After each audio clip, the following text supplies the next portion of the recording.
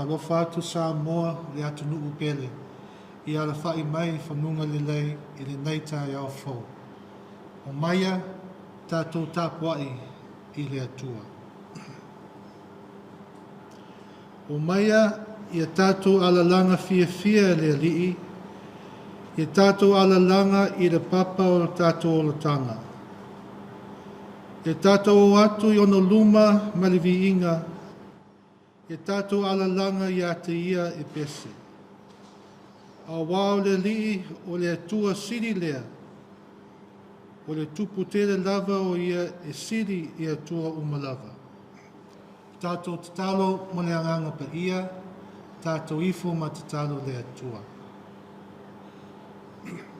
Le atua tolu tasi pa ia, le atua le tamā, le alo ma le anganga pa ia, le atua wa sili o nā lofa mai.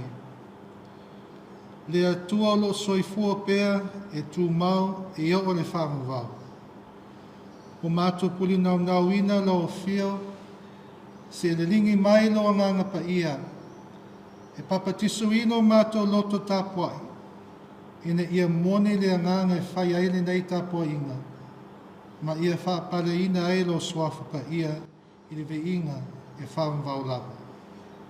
O mātou tatalo, e ala atu ia Jesu Keriso lo mātou li I whaola. Amene. Tātou pepese le atua I le pese tolu salau ma le lima. Tolu salau ma le lima le pese, tātou pepese le atua.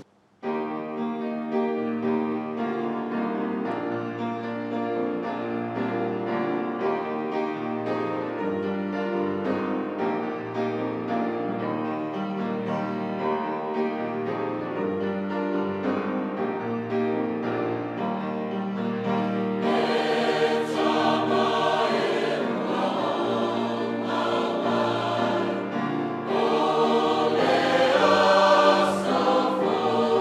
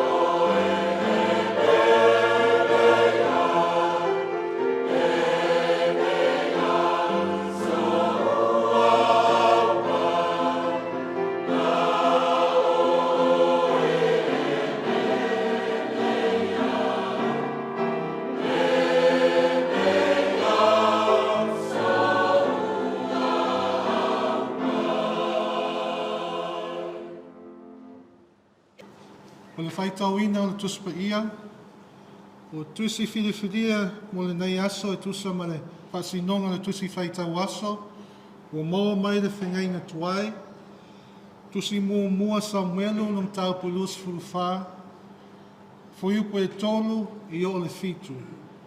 To e si le whaitau i le fuiupu suru tasi, se whaangata le fuiupu suru mani lima. O te whaitau wina le fuiupu e tolu i o le fuiupu e fitu. Whaafonga maia, unisi nei a whionga pa ia o le tātua tua.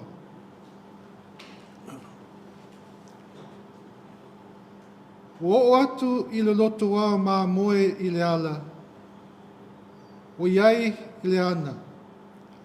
O na ulu atu ai leo saulu i ufi o na vai. Alo na nofo tā rita mo na tangata i le muli ana.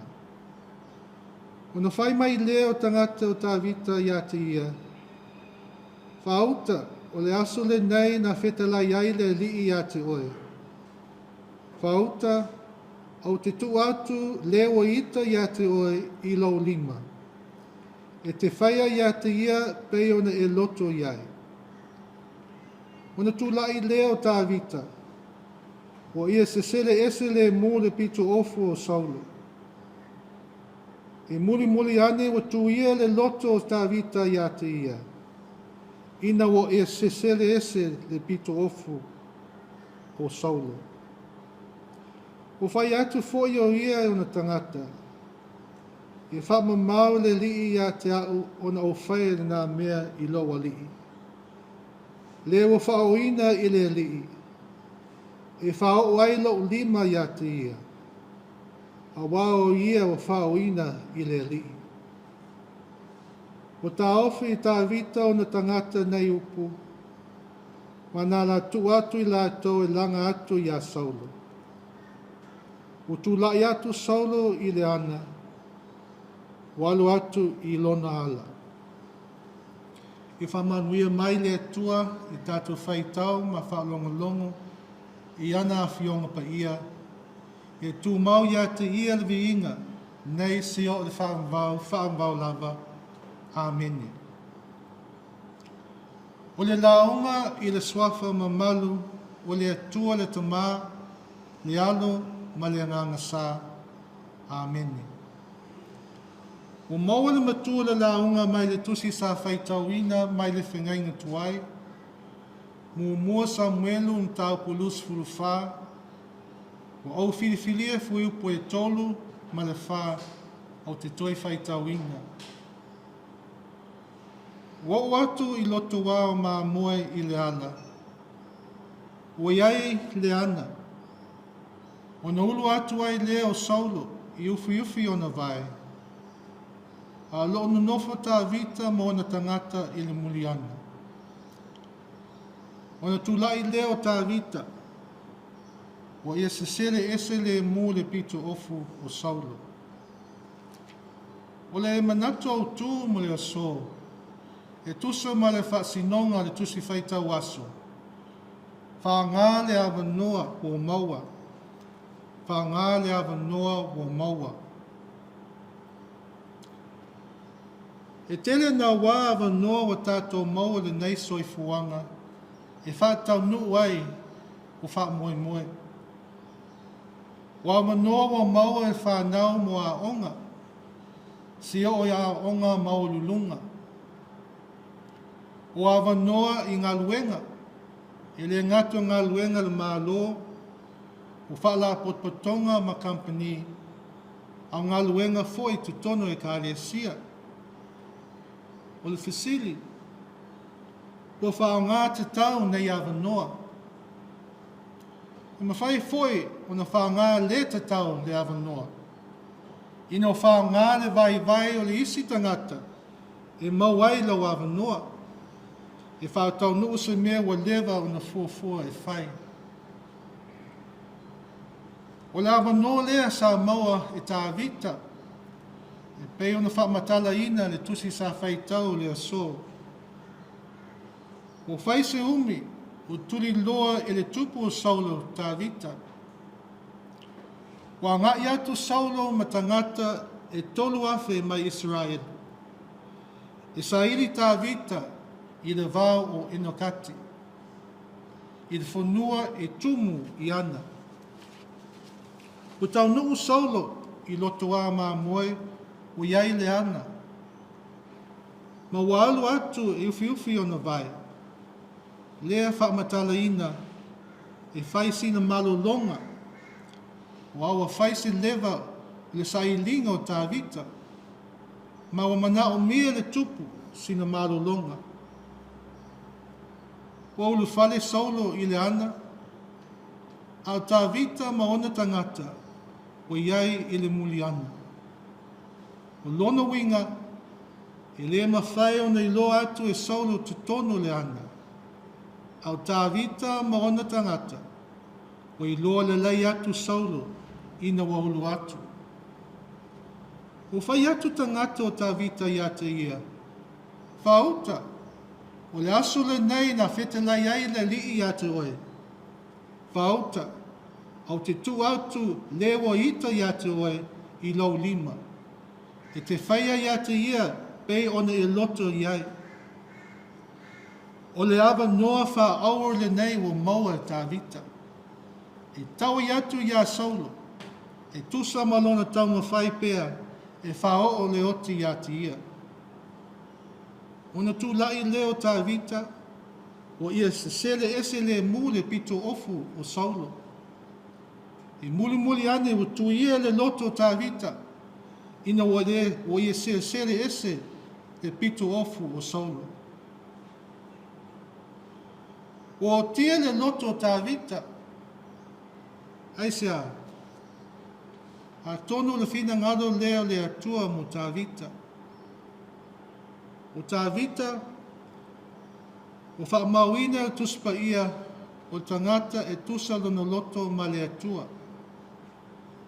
Nā te whaio mea e whinangalo i ai le atua, ia awa lava ne o lona lima i le tupu o saulo.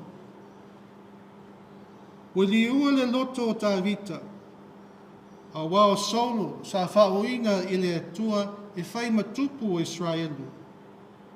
Lona wina na o le atua foi e ave sea saulo mai le nofuainga. E ui ino maea o na whaoina tā vita e whai matupu.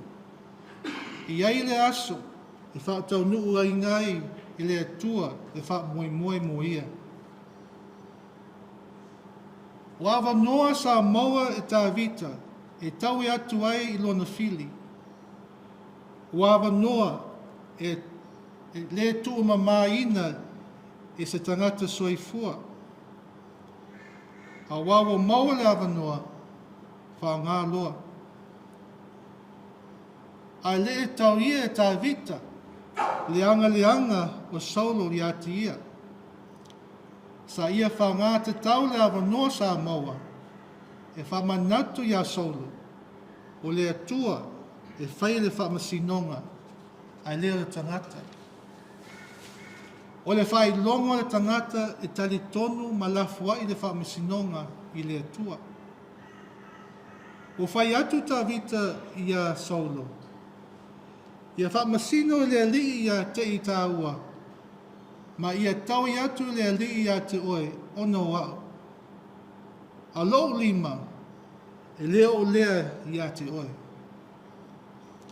O se whaasino ala, ma se whaatata inga le lei o whaia tā vita i ona tangata. Ia awana e tau i atu, i leo o whai oi mona fili. A ia lafuai i le whaamasinonga i le atua. Samoa le atu nuu pele.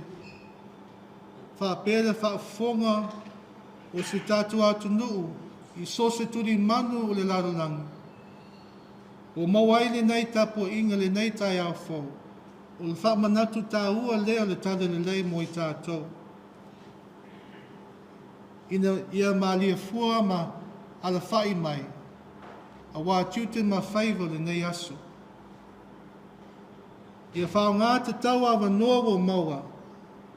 E whai lo atu ai le alofa ma le anga le leia le atua i le ladolangi. O tiute ma whaiva, o lawe singa umo le nei aso, i ngalu lue ma whaia le fina ngalo le atua.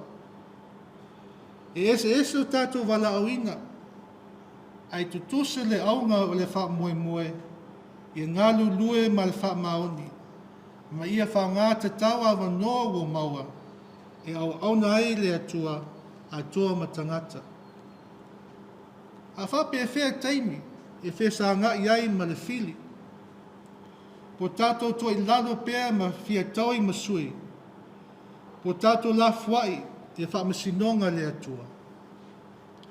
Wha ngā te tau le awa noa e mau ai lau fili, e wha ma ngalo ai, ma wha i lo iai le anga le lei o le atua. Aua le wha ngā ina le vai vai o le fili, e toi lalo ai lo soifua wha tua le atua. O awa noa foi, e whesa ngā iai ma le fili, o se lui tau mo i tātou, a wā lo wha tali le atua, o e mana tua, o le atua e whaile wha masinonga. O se awa noa tā ua foi, mo le o se i e sala mō, ma toi foi, ma toi whai se le leinga. Au te tali tonu, o le whina ngalo lea o le atua mo Samoa, ma le lalo langi atua. I o maua le loto wha maa ngalo, le loto sala mō, e lafua i le wha masinonga i le atua. Ia mawai le nofo wheala whani, le whetausi ai, ma le nofo file nō. Ia tūtu mau i le tatalo, ina ia whātu mau ina lona nganga pa ia i lana whānau uma. I mawhai na ngona lana musmusunga, ai leo le whaalongo i leo ese o le nei lalo langi. O Yesu ke riso, o le whātaita inga siri, le whao ngā te tau o le awanoa, ina wā whio mai i le lalo langi, e whao sau lota tangata mai no tanga le angasala, ina wā maliu pupu ngā tia i lunga le sa tauro, o lona toi soi fua manu mālo mai le tunga mau, o mawai le tatu awanoa i le ola e whawawau, pia whai tatu te whao ngā te tau le awanoa wa maua, e salamo ma whatu tua i ati ia. I le swafa mamalu Yesu ke riso. Amene. Tato tala sanga, tala whaftai, whatu e senga, ma tua atu nisi tato, ana u luma le atua, tato ifumati tato le atua. Le atua siri e se, le tamau le lofo fua, ma le lofo muti vale. O malai fua mai se o mata atunu o Samoa, mai malo longa le po o mabai atu. Whaftailo pui ma leo a o malo o lo. A mai se le whapopoina ma le whafoina o le mato malosi i aso taitasi. Whaftai au mea lofe e tele, o e whamanuia ina e se mato atunu o Samoa, o le file mua mato maua, o le tamawa ina maua mai le laufunua ma le sami. O lau tamawa ina whasoa mai i tau si ai mātou uma le aso ma le aso. Au tā leni mā ngawa wa e tuina ia i mātou, ina ia au au nātu ai lau fio, a toa matangata. Whaftai tele le atua. Whaftai i lau taitaina ma lau whesoswani mai il mātou taitai whale mālo, whale atunuu, taitai o e ka le sia, le pūlenga a li ima whai pūle o alala whanga, se o lava i a inga taitasi. O a fo i whawhi tā lun, e wheta ia ima mātou le tuai. Mātou te māwhanawhana, a wā mātou te mauti noa, e te le tū la fuaina i mātou. Whaftai o no lo fina ngalo, e whaatale leina lo whanau. Ma ia whao ngā ina i mātou tangata whātau waa o lo ngaluena. Whaftai le soifua tau tua o tangata, ia te ae se o mātou mālo o nuu mātunu whapelo I Ekalesia Kirisiana. Whaftai mo a whionga pa ia e tapasā ma whaatono fulau ai pēra soifua ma le ola au auna ina ia tupu pēra whaatuatua lo whanau I le larolangi. Whaftai mo lo anganga pa ia o le mātou wheso swani sili whamalosi mātou ina ia whaia lo whinangalo. Ai sili mātou whaftai le tuai mo le whaolatanga I ala I lo alu pēra I Iesu Keriso. I lona maliu ma le toe tū manu mālo o tongi ola ai le lado langi a ngasala e a mātou salamo ma whātuatua I ati ia. E tu maurivi inga I lau fio nei se o le whaambau lava. E tua mi o tu nui alofa mai ma whaamangalo lo atu nuu nei o Samoa. A wana e whai mātou I lo whātusi pa ia. Ia fōlinga I lau fio. Awa mātou le sa vale I awala. Mātou whaangalo pēla o fio ma lo alofa tele mai. Whaamangalo tai o mālo, tai o Ekalesia, o nuu mā inga tai tasi. Ine wo vai tai atu lau whanau I awala. O mātou whātuese ma whaamaulalo lau fio, ine a vera toto pa ia o Iesu Keriso. E whaamangalo ma whaamama ai mātou anga sala uma. Ma ia toe fuata ina ai mātou o langa, e tusa ma lau whinangalo. Te atua whaafonga te tāloe, le atua siri o na lofa mai. O lo fio lava o le puna whaamanuianga uma. Se alofa ma whamanuia mai su mātou atu nuu o Samoa, a mata mai o na tai whale mālo, tai whale atu nuu, se o lava I nuu ma inga tai tasi. A malo sia mātou tai, ina ia whaialo whinangalo, ina ia maule nofu file mu, ma launga tasia le manuia mo tangata uma. Whamanuia lau Ekalesia Kirisiano I Samoa nei ma atu nuu mamau. Ia mau ni anganga se tele a walo malo. E tai atu lau lafu mā moa I lau afio, ina ia whaialo whinangalo ma lau ami o tonu. Whamanuia I kolisi whawhaiwhi au, o lau au tau ina ai alo ma whanau, a walo whi au ma lau ngā ruenga. Mātou te talo, ina ia wheso swani ai mātou le nei aso fō, I so se whaiva, tute, ngā luenga mā onga, o la whea ngai ai. Whamanuia mai lo fio. Whamamalu mai o awa lofa I lunga lo whanau uma, ma leo I lu whafo ma ulu whale. Whamanuia le tua le nei ofisa whaasala lau. Mātou te mana tua e uma lo fia maua lo wheso swani, o eo ngasi le tino le mawhau ma le anganga. Ia wala mai lo mana whaamalo lo, ia o auna fō mai, ma o whainga ruenga soifua malo lo ina. O eo maua whanua noanga, ona lo wala au pa ia, wha whana mai lo fio. O eo pupu ngā tia, sawaina, a whaina ona o taua ma whawaiwainga. O eo a whaina ona whaalawe whanātua. Lawe a e mai lo fio. Mātou manatu I lātou uma o e tutono to ese. Ngā lua inga ma whawhauina lātou I loa nganga pa ia. Ina ia sala mō, ma toi fuata ina lātou langa. Ia wholinga I loa fio.